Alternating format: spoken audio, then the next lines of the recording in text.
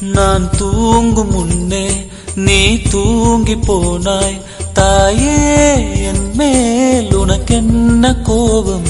கண்ணான கண்ணே, என் தெய்வ பெண்ணே, கண்ணில் தூசி நீ ஊத வேண்டும்.